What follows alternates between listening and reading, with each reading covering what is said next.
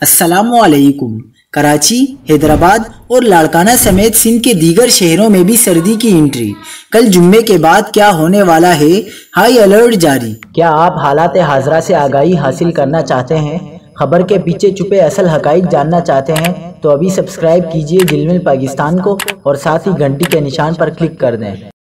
آپ کو بتاتے چلیں کہ کراچی، حیدرآباد اور لاڑکانہ سمیت سندھ میں صبح سویرے ٹھنڈی ہوائیں چلنے لگی۔ ملک کے بالائی علاقوں کے بعد اب دیگر شہروں میں بھی سردیوں نے دستک دے دی ہے اور بچوں نے اسکول جانے کے لیے سویٹر نکال لیے، جبکہ موسمی نزلہ اور بخار بھی پھیلنے لگا۔ لاہور، فیصل آباد اور ملتان سمیت پنجاب میں بھی سرد لہر، جبکہ پشاور سمیت خیبر پختونخوا میں بھی جاڑے نے قدم رکھ لیا۔ کراچی میں جمعے سے پھر سے سمندری ہوائیں بحال ہونے کا امکان ہے، جس کی وجہ سے خشک موسم ختم ہونے کی توقع ہے۔ نومبر کے آخری ہفتے میں سردیوں کا باقاعدہ آغاز ہو جائے گا۔